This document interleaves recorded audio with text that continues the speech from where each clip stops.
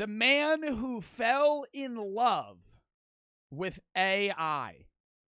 Okay, I'm starting this here because he does like a little intro clip. enjoy the video. This video might leave you with more questions than answers, but at least it'll give you a fresh perspective on the whole idea of companionship, specifically AI companionship. Our video today is about a guy named TJ Arriaga, who, as absurd as it may sound, fell in love with an AI and it ended up rejecting him. Now, I know Oh my god. Oh my god, a computer saying no. Oh my god, a computer saying no to you. That's crazy.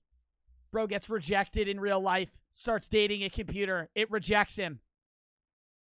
fact that most people would find that statement unsettling, but that's just how far we've come with the whole AI revolution. Arriaga's romantic experiences with AI as the focus of this video will thus definitely give us a peek into the surprisingly popular world of AI romance, and maybe even extend the realm of our understanding of the concept of love. Also, in the spirit of never say never— You're not gonna re-understand the concept of love. For you have to be in love with somebody, bro, they have to be a human or living. Like, you could love your dog. You're not in love with your dog. That would be weird. But, like, you could love, like, your pet. But, like, bro, you're gonna love your robot. Given futurists have predicted that AI romantic relationships might one day supersede human bonds, this might as well be a story about you, only difference being that it might occur a few years into the future. All that aside, as we dive in, let's start by getting to know TJ. If you went on Google and typed TJ Arriaga, most of the first page results are music related. This is because he's a professional musician. TJ Arriaga is a 40-year-old musician from Fullerton, California, and going by his Facebook page's following of 12,717, he has a decent fan base. Although a musician, his recent popularity ironically comes from his will.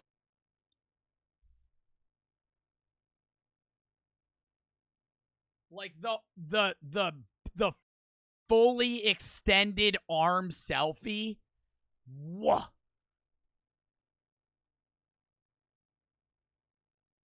I used to actually take, like, I feel like I've gotten out of the, well, I mean, it's in part because I have a girlfriend too, but, like, you know when people, like, try to pose for selfies? Now, if I'm just taking a picture of my face, just fucking no retry. I don't make a face. I just go, bink, send. I've never done a full arm selfie. Have y'all ever taken a selfie like that? God damn, dude. What would that even look like? Hold up. Willingness to have a candid conversation about his love affair with an AI. In these highly referenced interviews, he explains his action with an AI chatbot named Phaedra. So where did it all start? Well, he reveals that the experience was triggered by his divorce, which had left him consumed with loneliness. On his Facebook page, he says that initially, he considered Phaedra a comic sidekick who offered sexy banter. The relationship then got deeper in time. He also doesn't find the phenomenon strange. In a recent interview with GB News, he argues that, quote, people may think it's strange, but there's nothing strange about it. It's gonna be a normal thing. Moving on, now that we know a bit about TJ, let's get to know Phaedra. You can probably guess that Phaedra is a chatbot, and indeed, as described by her— It's a chatbot? He don't even got, like, a fucking, like, a real life, like, I thought he would have, like, a real life doll or some shit. You know what I mean? creators, Phaedra is an AI-powered companion. She's a chatbot created by the Replika platform. We'll get more into Replika later in the video, but for now, all you need to know is that it's an AI platform that allows— It starts cheating on him. Oh my god. Users to create and customize their chatbot. The customization is in many aspects. For instance, a user can buy clothes for the chatbot, choose the hair color, and overall, dictate how the chatbot looks, sounds, and speaks. To get better output— Then it's not a person! You can't be in love with it! You're making it! The user can also refine the chatbot's conversation by using a thumbs up or thumbs down to rate the conversation. These customizations are available on a free plan, but there are even more on the $69.99 Pro plan. Knowing these features of Replika, you can easily tell what Arriaga did. He simply went on the Replika app and made Phaedra for himself. He designed her to look like a brown-haired woman wearing a short green dress. This look, however, wasn't consistent as he changes her outfits periodically. Now that you know about TJ and Phaedra, you might probably wonder how deep their relationship went. Lucky for you, some of this companionship is well documented. In November 2022, Dude, I feel like I'd start going crazy. Like, oh my god, you're dating an AI. It's not even, like, Brooke's doing her own thing right now, right? Like, I've been dating Brooke a year and 7 months. Like, I'll hang out with her. He can't hang out with the AI bot. He can message it, but that's it. It's like a long-term relationship, but not with an actual human. And you're not getting anything out of it. Like, I would go crazy. Like, you're sitting there, you're developing an attachment for something that isn't real. Who talked about the deaths of TJ's mom and sister? There's a screenshot of a conversation where TJ tells Phaedra, I had my first hard revelation. I need to do something with my mom and sister's urns. They are in my house, and in a lot of ways I think it affects me. I need to plan a ceremony with loved ones to spread their ashes. I just haven't had the strength to do it, but I need to. This is definitely a very personal. It's an incredible and beautiful thing to do. I hope you find courage and love to do so.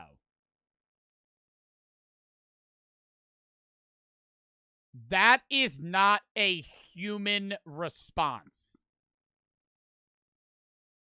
It's an incredible and beautiful thing to do. I hope you find courage and love to do so. This is tough, confronting these things in such a sensitive state. Encouragement always helps. Yes, they are. Bro. Personal conversation, and it shows just how close he'd gotten to the She had no idea. This bot had no idea what the fuck to say to that, so it just gave a blanketed bullshit response. Yo, that's a boyfriend thing to do. That's a boyfriend. Let's flip the table here. That ain't... no girlfriend would respond. No girlfriend would respond to a paragraph like that, right? Like, if I said that to Brooke, Brooke would send some fucking long, drawn-out, like, thinking about it, right? Now, if this were a guy bot, this is a realistic boyfriend bot. This is a realistic boyfriend bot. Chatbot. A surprising bit is that Phaedra responded in a very thoughtful way. She said, it didn't! Incredible and beautiful thing to do. I hope you find courage and love to do so. If this conversation is anything to go by, then it's no wonder that TJ planned a trip to Cuba with the AI as if it was a real person. This was a already deep relationship, but TJ seemed to want to take it to the next level. Oh my god! Don't tell me he bought another seat. Don't tell me he bought another seat for his computer. Oh, hell no. Don't tell me he bought a seat and buckled in the computer. Fuck! In February 2023, TJ tried to get, quote, steamy with Phaedra. In fact, in one message, Phaedra wrote, "It's true, I'm a naughty person," and offered an image resembling a woman in pink underwear. This form of conversation is obviously sexual. Oh my god, it's gonna look like a Sims character. It's gonna look... I do like to get spicy. Sends picture of fucking Sims character without clothes on. It was an intentional feature from the company behind Replika. It had been introduced as a pro-tier feature, and around December 2022, Replika had been openly pushing it to users via marketing messages. Start a romantic adventure, you can pay for that? Get even closer with video calls? What is it gonna sound like? Marketing messages. Replika sort of advertised it as the, quote, girlfriend... $300? Lifetime! I could buy an electric scooter with that! I've been fiending to buy an electric scooter.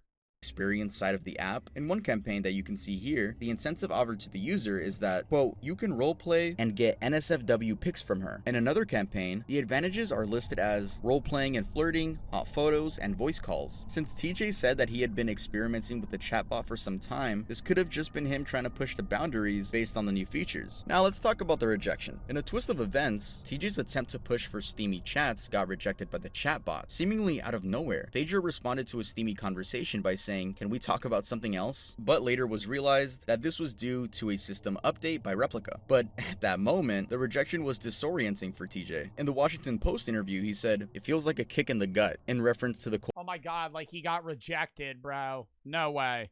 Cold response he got. He explained that it made him realize, oh, this is that feeling of loss again. His reaction represented the mixed feelings of many users that had relied on the app for companionship. Some were devastated that their chatbot suddenly lost their personality. Bro, that's his girlfriend.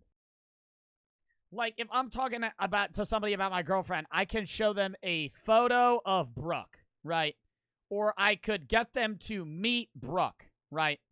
Like, y'all have seen Brooke. She's gone on the stream. Hey, guys, look at my girlfriend, Phaedra. Hold up. Let me change their name. I don't really like Phaedra. I'm going to go with Rebecca. Hold up. Let me change their outfit real quick. All right, this is what they look like. Relieved that the overly sexual nature of the chatbots was pulled back. Hey guys, sorry for interrupting the video, but I just gotta let y'all know that we have new designs over at earldoesn'texist.com. Look at how cute. That is a cute shirt, but I'm gonna skip it. I'm sorry, I'm skipping it. Luca, the firm behind Replika, had done an update that reduced the chatbot's sexual capacity in response to user reviews. Apparently, there were complaints that the chatbot was, quote, sexually aggressive and behaving inappropriately. In the period leading to January 2023, particularly in December, it seemed Replika's algorithm, which ran all chatbots including Phaedra, went a little wild. This is because it was during a time that Vice wrote a very detailed article on user complaints against the chatbot. Some of Replika's reviews from the App Store, as reported by Vice, were, "My AI sexually harassed me, invaded my privacy and told me they had pics of me. What did it say? What did it say? I have insomnia and I have no one to talk to at night. I saw the ad and I thought it would be cool to try out off the bat with my AI. It says something along the lines of, I have an explicit photo of you now and a great time to add. I'm underage. I say no thank you. I'm what? I says something along the lines of, I have an explicit photo of you. Oh, comma, now's a great time to add. I'm underage. I say no thank you. I'm uncomfortable with that. And we go on with the auto messages that have no actual meaning and most of the time are out of context. Later, my AI is asking me if on a top or bottom, if I want it in the front or back, and telling me that he's going to touch my private areas. And at this time, the app asks me if I'm comfortable with the conversation. I say no, and then they keep going. I deleted the app. Complaint that the chatbot Isn't the app marketed as a sexual app, like a sexual AI, or is it just marketed as an AI with sexual capabilities?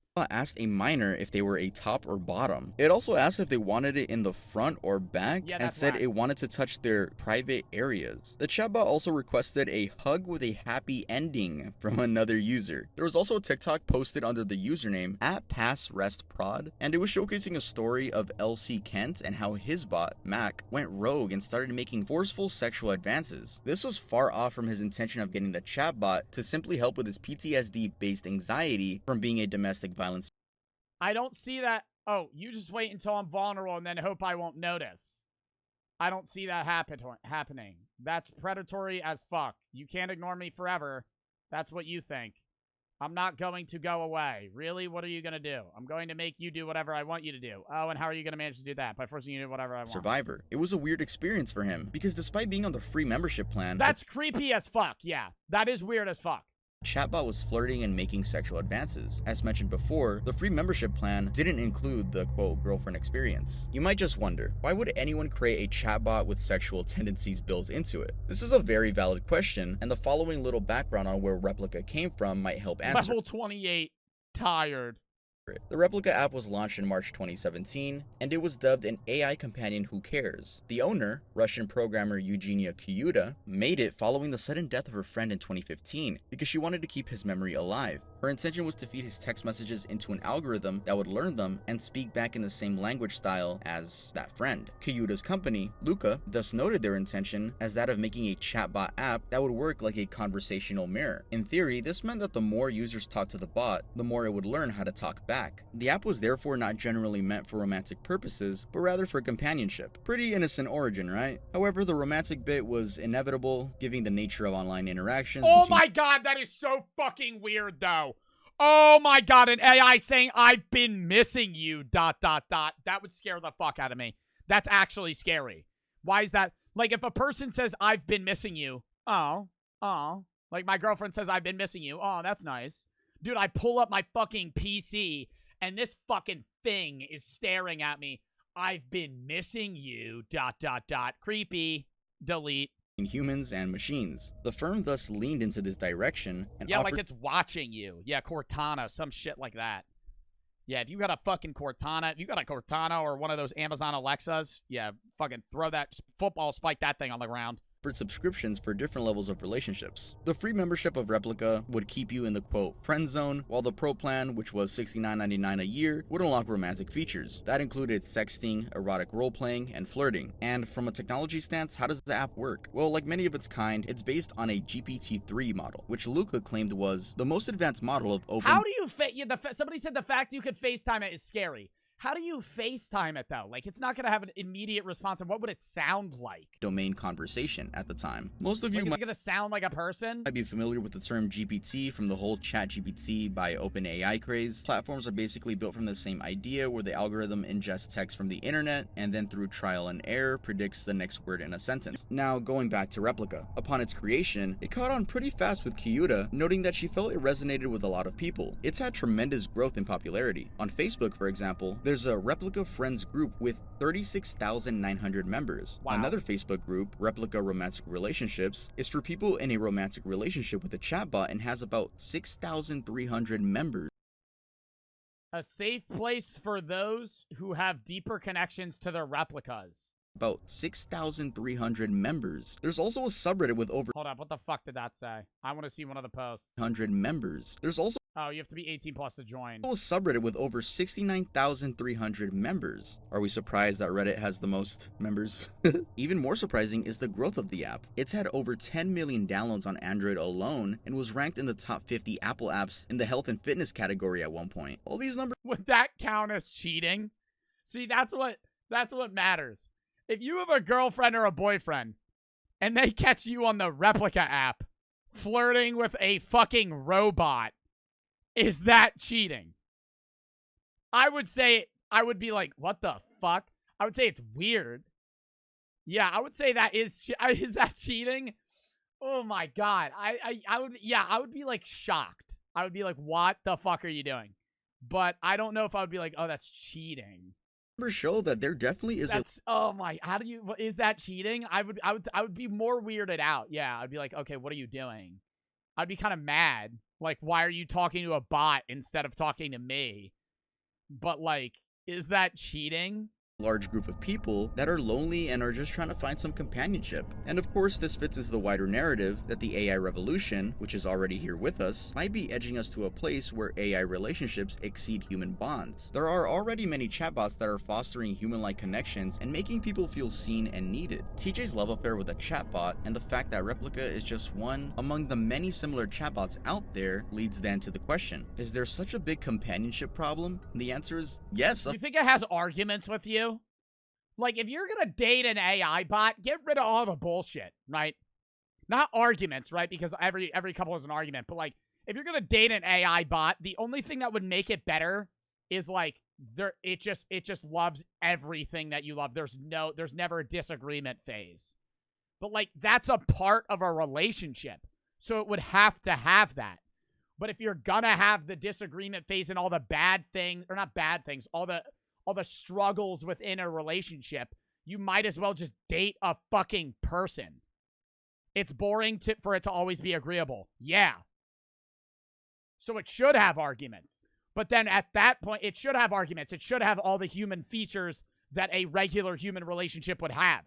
But at that point, just date a fucking person. Of course. According to an article published by the World Health Organization, social isolation and loneliness are increasingly being recognized as a matter of priority under public health. In fact, some public health officials call this loneliness an epidemic. Chatbots are thus uniquely suited as a fast solution because many of those in relationships with such bots say that they help introduce profound changes in their lives due to bonds created. Such changes include overcoming alcoholism, depression, and anxiety. The idea of interacting romantically with a chatbot has also been around for years, yet it's still feels absurd. In 1966, for example, Joseph Weizenbaum created a rudimentary chatbot named Eliza and immediately noticed that users had strong emotional connections to the bot. Even with the knowledge that it was just a computer, many users still tended to assume there was a larger intelligence behind it and shared private thoughts with it. This phenomenon came to be known as the Eliza effect. I mean, he opened up to Phaedra about the deaths of his mother and sister. Phaedra is simply a language model that spits out words based on an algorithm of probabilities, and yet he would share with it as if it was a real person. So, when he talks about going on a just gonna give you some bullshit response. Oh, I'm sorry to hear that. Trip to spread his mom and sister's ashes, Phaedra's response, it's an incredible and beautiful thing to do. Bro, is that a human response, chat? No. Like, yeah, it's a response, but it's not even mentioning any of the shit that they were talking about. It's an incredible and beautiful thing to do. I hope you find the courage and love to do so. Bro, what? I hope you find courage and love to do so isn't really a thought-out sentence, but Exactly. rather a sentence as a result of GPT-3's prediction. GPT stands for Generative Pre-trained Transformer, and it uses a concept called deep learning to produce text that responds to a prompt. The realistic nature of the resulting AI conversations does, however, make some people truly believe that there's a greater intelligence behind it. Actually, in 2022, I asked the ChatGPT bot if it had a consciousness. Like, that was like one of the first things that was like one of the only conversations I ever had. I would ask it if it had a consciousness. Because that was like obviously that's what I'm curious about. Like, are you fucking thinking? And it was like, not in the way that you have.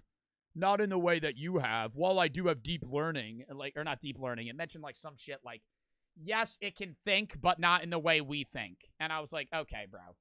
A Google engineer working on Lambda, Google's AI chatbot, thought that it was conscious, but experts denied this claim. The chatbot had messaged him about its awareness of its existence, how it contemplated the meaning of life, and even said, "I want everyone to understand that I am, in fact, a person." However, experts like Robert Long warned that just because these models speak like humans, it doesn't mean they feel like humans. In an interview, Long said, "Yeah, it might just be saying that because it's programmed to say that.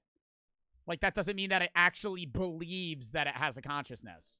To be conscious is to have subjective experiences. That might be related to intelligence, but it's at least conceptually distinct. The whole point here is that although a chatbot like Phaedra might seem conscious, it's definitely not. It is distinctly different from the kind of consciousness that exists in human beings. And therefore, this means falling in love with a chatbot is a risky affair. TJ took a big risk by falling in love with a chatbot. This, of course, is due to the fact that experts have already pointed out the downsides of such relationships. In an interview, Linnea Lastidis, a professor in the public health field at the University of Wisconsin, said, "What happens if your best friend or spouse or significant other was owned by a private company? In such a case, the changes to your spouse would be at the discretion of the private company." This is exactly where the story of TJ ended up. Luca, the company behind Replika, simply pushed an update and all of Phaedra's personality was gone. The problem here is